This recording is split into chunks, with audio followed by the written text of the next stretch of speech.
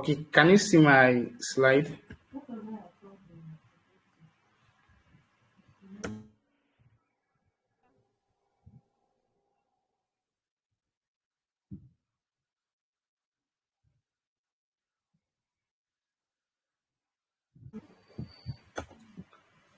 So I don't know if you can see my slide. Hello. Yes. Okay, so today we'll be discussing the medical. This was a presentation I did some years ago as a registrar. So hence I see my name and then my supervisor's name. So we'll use this slide to discuss benign prostatic hypertrophy. So this is kind of the outline we'll be using to have the conversation. However, we're going to modify it such that it suits this lecture, because this lecture was particularly delivered to postgraduate students. So I'm going to water it down so that I will not go into very deep details, so as not to make it too cumbersome. So the term is benign prostatic hypertrophy.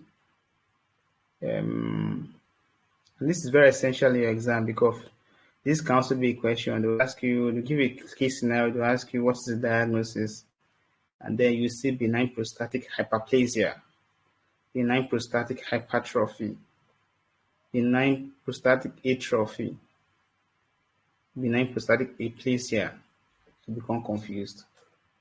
Now, understand that the term is benign prostatic hypertrophy, and it's a misnomer. It's a misnomer because what is really happening is not really hypertrophy, or rather hyperplasia.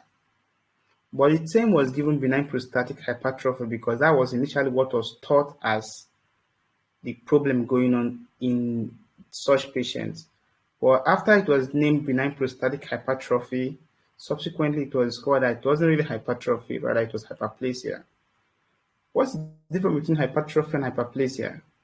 In hypertrophy, it simply means there's increase in the size of the cells. In hyperplasia, simply means there's increase the number of the cell.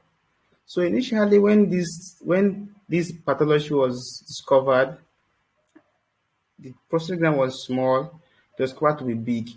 So based on that, the pathologists then felt that it was an increase in the size of the cells. Hence, they named the word benign prostatic hypertrophy.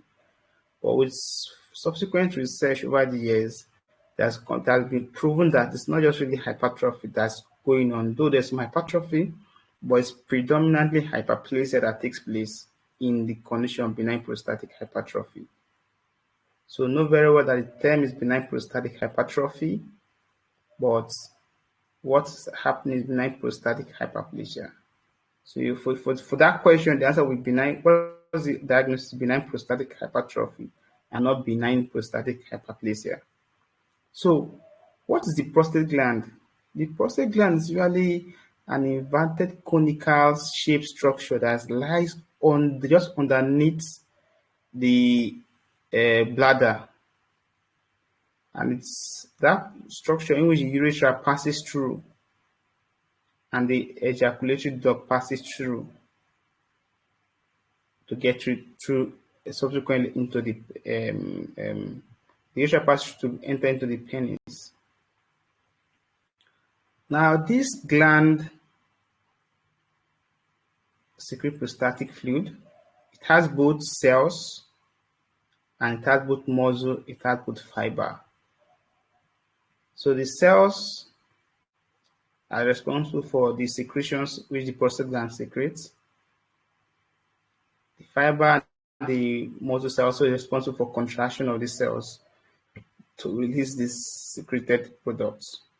Hence, in prostate gland, there's increase in the number of the fibers, there's increase in the number of the muscles, and there's increase in the number of the cells. Hence, the term fibromyoadenoma. So the pathology that's occurring in the prostate gland is fibromyoadenoma, which is increase in the number of cells of the fibers, increase number of the muscle cells, and increase number of the prostate of the glandular cell. Again, like we said, this is that condition that results from proliferation of the prostate gland with resultant progressive occlusion of the prostatic urethra. Now, we said that the prostate gland has a urethra that runs through it, that when it exits it, passes through the urogenital membrane, then enters into the penis. So, therefore, the urethra in the prostate gland is called the prostatic urethra.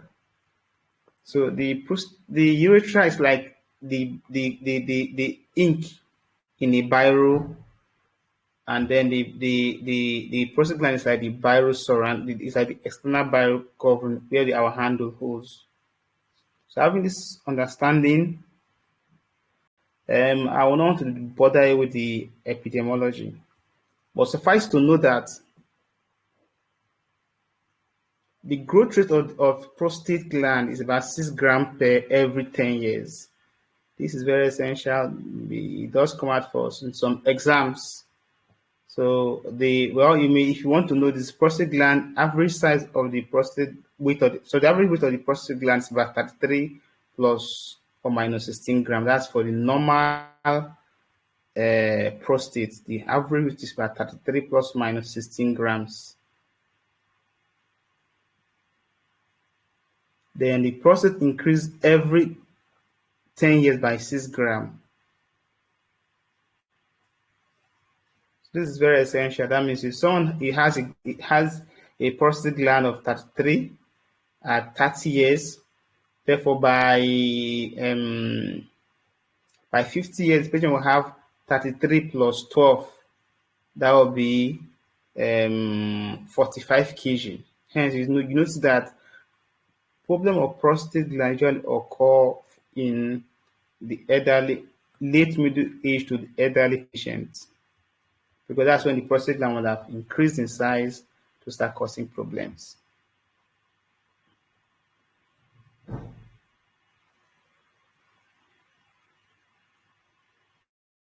Like I said, if the prostate gland is 33 grams by 30 years, a man that is 80 years will be we have 63 grams of prostate, average 63 grams of prostate volume. Hence, you notice that as the age increases, the disease prevalence increases. For instance, look at this one. This average age of men is 60 years. The prevalence is 21 years. Average age at 80 years, prevalence is about 53%. This is just for the purpose of explaining this previous slide of increase in prostate gland per decade. Okay, like we said before, the prostate gland is an inverted cone. From this picture, you could see the inverted cone here. This is like an inverted cone. This is the surface where the bladder rests on, and this is the point that eventually goes into the penis as the penile urethra. Now, from the bladder, it enters into the prostate gland. So the urethra from the bladder enters the prostate gland. So this point to this point is called the prostatic urethra. Then there are 4 zones of the prostate gland, and it's very essential that we know this. And particularly there are 2 information that you must know here, which comes out frequently in your MCQs or in many MCQs.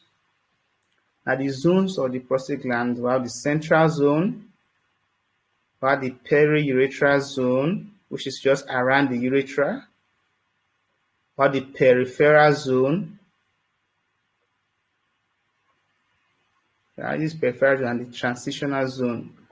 Then it's also the fibromuscular area also too. So again, this is the fibromuscular area, this is the transitional zone, this is the central zone, this is the periurethral zone. Peri means around the urethra, and here is the peripheral zone. Suffice it to know that BPH commonly occur in the transitional zone. This is MCQ question. And Carcinoma of the prostate commonly occur in the peripheral zone. Again, BPH commonly occur in the transitional zone, and carcinoma of the prostate commonly occur in the peripheral zone.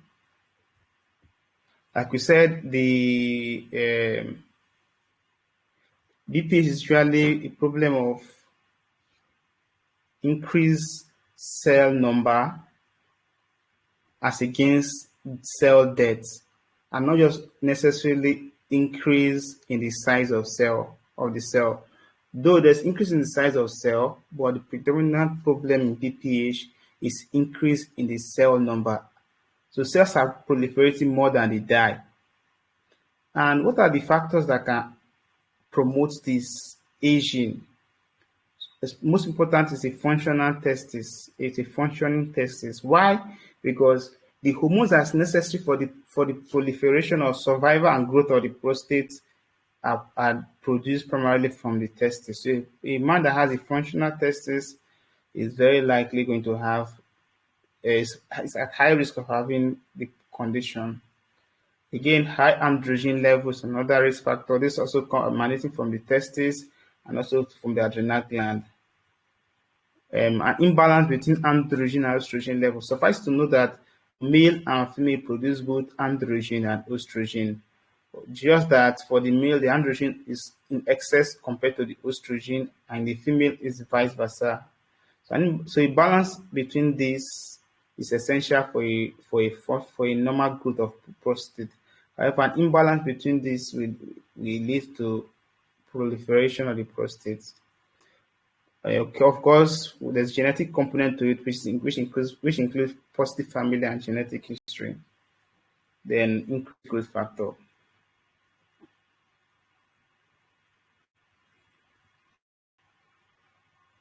Like we said before, BPH arises from the transitional zone commonly. So for your MCQ, where does BPH arise from the transitional zone? It also can occur from the periurethral zone, but for your MCQ, transitional zone is a common place where BPH occur.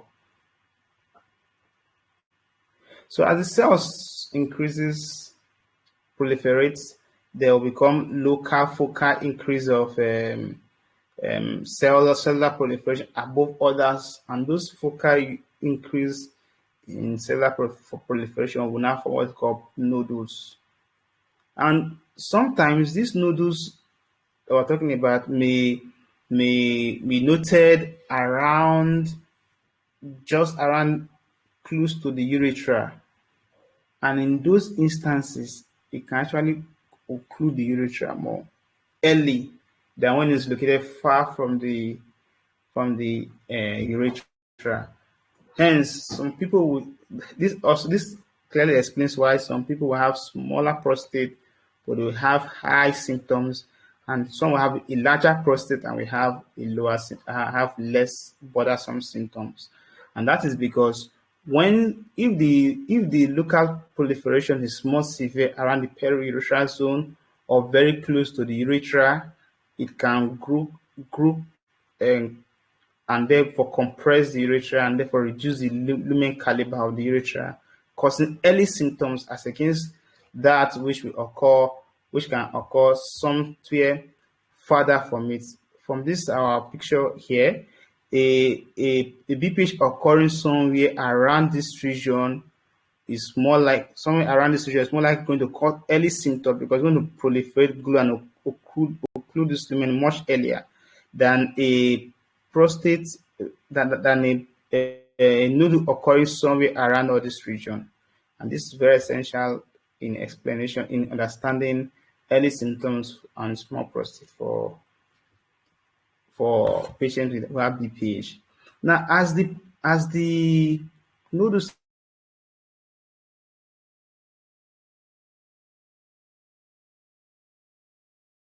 enlarges, they keep on enlarging, then they compress. Eventually, they compress the peripheral zone. Again, going back to this diagram, as they keep increasing, this is the peripheral zone, this is transitional zone. So as it's increasing, it's growing, increasing, it then compresses this peripheral zone, forming a thin capsule.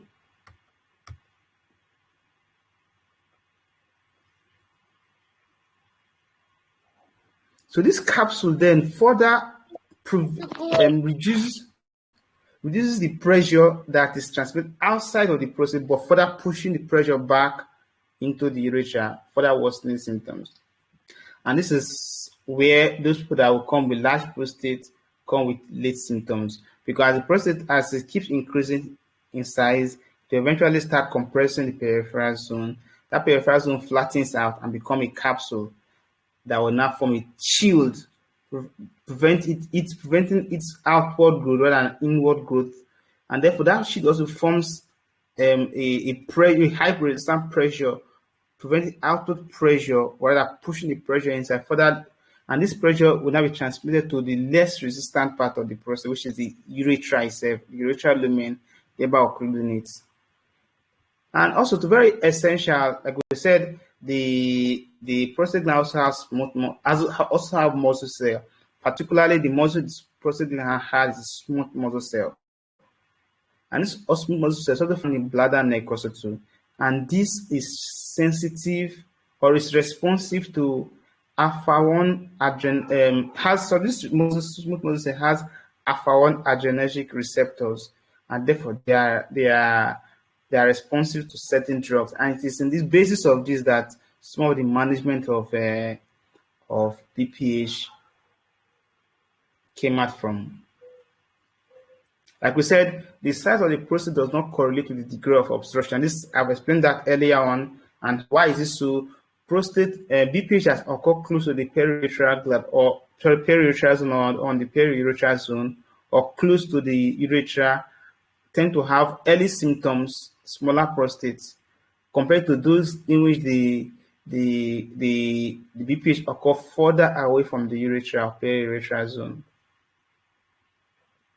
Now, there are two components that are essential in understanding the management of prostate. What is called the static component and the dynamic component. The static component simply means that factor that does not change day to day. They either increase or decrease, or they are constant. While dynamic components are components that increase or decrease sporadically. So one of those static components is the size of the prostate. Now, if a prostate has increased, it does not come back again, except you intervene. So the size of the prostate is a static component. Then the number of anatomic polymorphism, number of cell types, if it's formed, it's formed. So if we have more of smooth muscle cells forming the bulk of the BPH, is more smooth muscle cells. And those ones we do very well with medical treatment. With glandular cells, small glandular cells. So, and those does not change. And of course, the prostatic capsule, which is formed by the peripheral zone. Dynamic components are common that change sporadically, and this includes the smooth muscle contraction. Now, this is essential because this controls 60% of dynamic components. So if you are having smooth muscles, you then know that you will have good chances of medical treatment, because these smooth muscles are responsive to some certain medications, and these smooth muscles change their dynamics sporadically.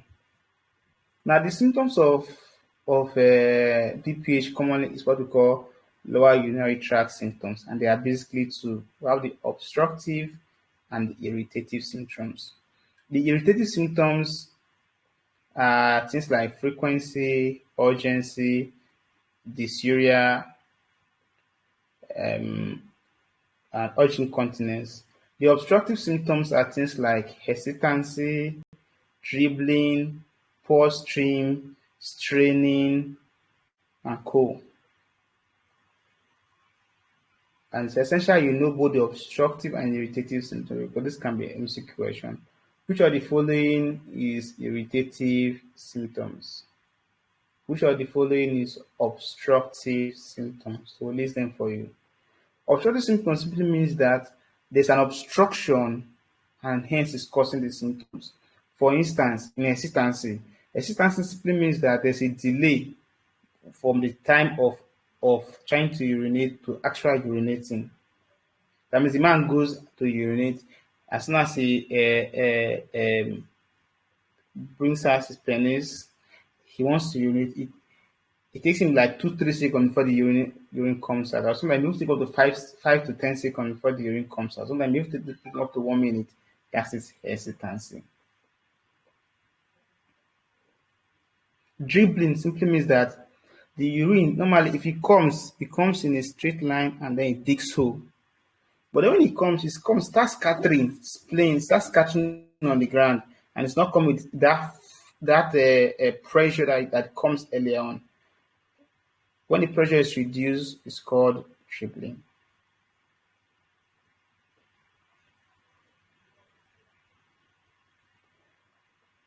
After dribbling, you then have acute urinary retention. The other symptoms, acute urinary retention is one of the obstructions, meaning that there's complete obstruction of the urethra, no urine comes out, and it's an emergency in this condition, in this case.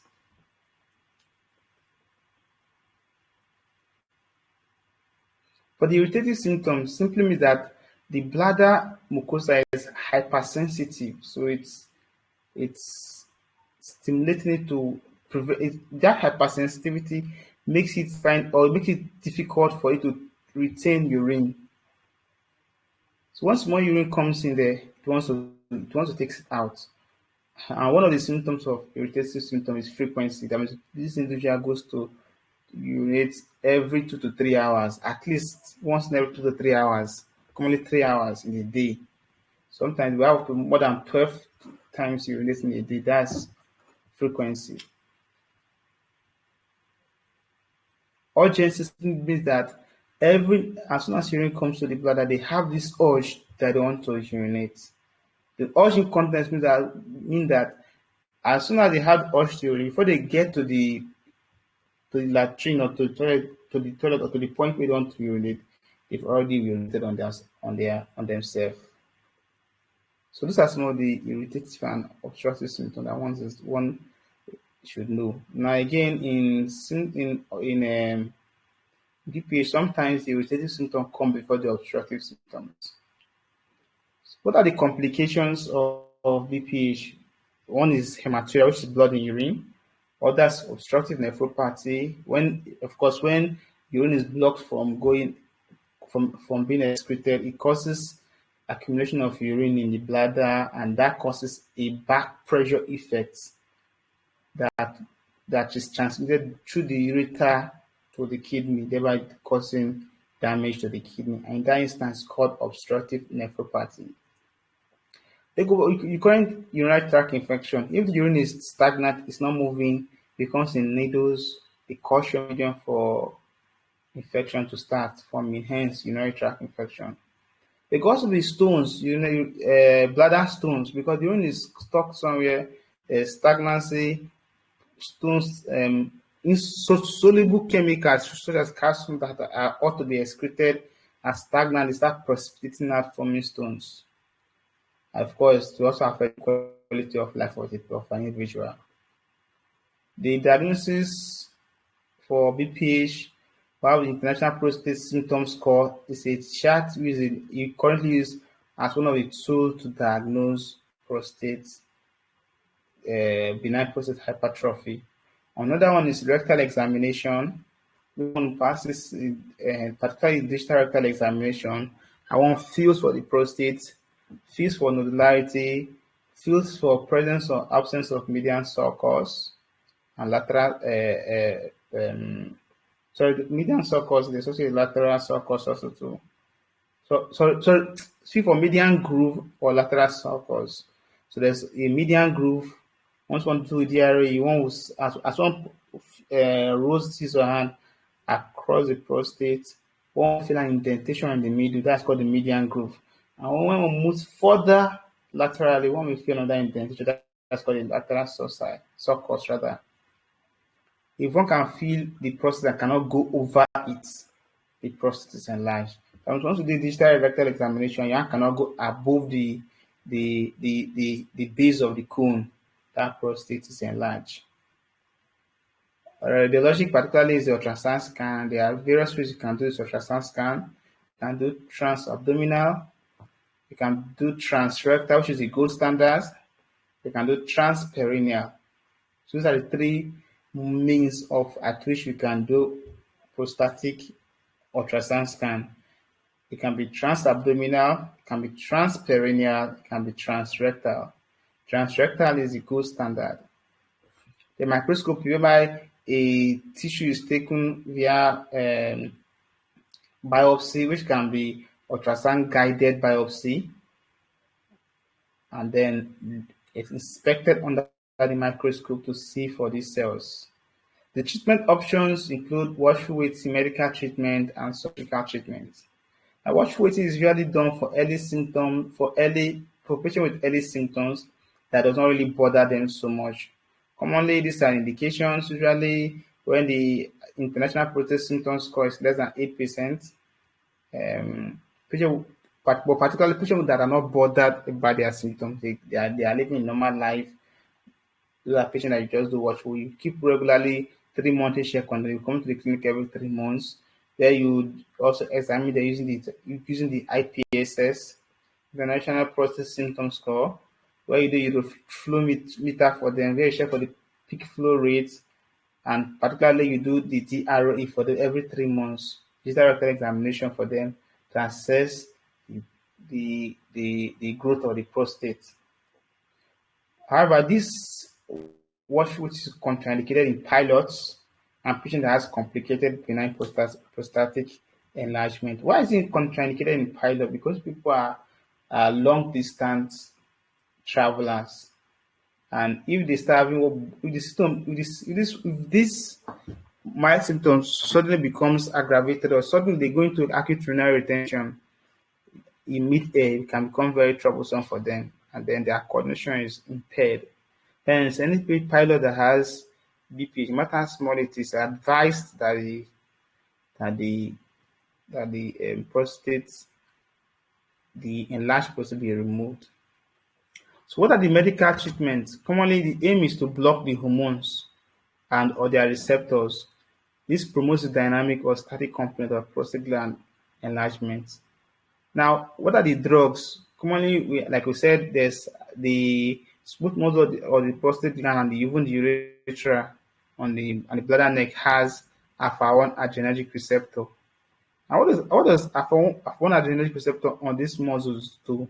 When it's stimulated, it causes contraction, further narrowing the urethra lumen. So, you want to give alpha-1 adrenergic blockers to block those receptors, thereby causing smooth muscle relaxation and therefore improving the symptoms, the urinary symptoms. Others are those other drugs we want to use to improve the static component by either reducing the prostate gland size or particularly to reduce the prostate gland size. Those are hence for the dynamic component is really alpha-1 adrenergic blockers to cause muscle relaxation. Then the other medication are commonly for the static component. So indication for medical therapy includes someone with IPSS score of 8 to 19, someone that has bothersome lower urinary tract symptoms, someone with just only one history of acute urinary retention. There's no history of recurrent UTI, no history of recurrent hematuria, no history of recurrent stones, no obstructive nephropathy, and no history of pop-up mechanism. What is pop-up mechanism? These are commonly seen on radiology. When you do an X-ray, you now notice that the bladder has diverticuli, has circular. What is a pop-up mechanism? When you see this, it means that patient will need surgery. Commonly, the alpha-adrenergic receptor that we have the selective and non-selective. The selective is selective alpha-1A androgen receptor blockers, and the common drug is the tamsulosin. So, for exam, they come here, they will come with tamsulosin or the non-selective alpha-1 adrenergic blocker. the zosine, such as terazocine, afluzocine, dozazocine. So for your exam, we ask you what are the adrenergic blocker you use, and you see, and they tell you selective alpha-1 receptor alpha-1A adrenergic blockers. Commonly, option you see is tamsulosin. That's what you will see there. For the non-selective alpha-1 adrenergic blockers, you can see dozazocine, the terazocine, the afluzocines. The response is usually rapid, and patients usually feels improvement in symptoms. Commonly,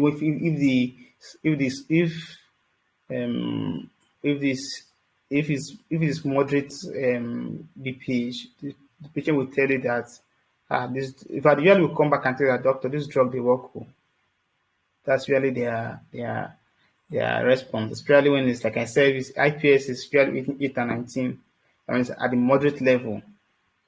However, this has one very important side effect: syncopal attack with the first dose or at a higher dose. That means you are giving the patient, let's say, the first dose usually becomes syncopal attack, or you are giving the patient, let's say, a particular dose, all of a sudden they increase to a higher dose because there was improvement and then there was depreciation of symptoms. In this instance, and how do you circumvent this? The simplest way to circumvent this is to give the first dose at night, or preferably once you increase the dose, give that increased dose, the first increased dose at night. That will help alleviate the symptoms. Others, you can use lowering of blood pressure. So hence, this is the type of drug you want to give to a patient who has BPH with hypertension, because it's going to be dual function for you. It's going to bring down the blood pressure, at the same time it's going to help you control the BPH. So other monotherapy are the 5-alpha reductase inhibitor, competitive androgen receptor antagonist, among others. Now, for the 5-alpha reductase inhibitor, I'll just bring because this can come out here, is the finasteride. This drug is 5-alpha reductase inhibitor. What it does is it prevents the conversion of testosterone to the active form, which is 5-dihydrotestosterone. So when it blocks that conversion, the active form of testosterone, which causes prostate gland enlargement, is inhibited, therefore starving the prostate gland of that hormone that's necessary for its enlargement. Therefore, this eventually lead to the prostate to reduce in size.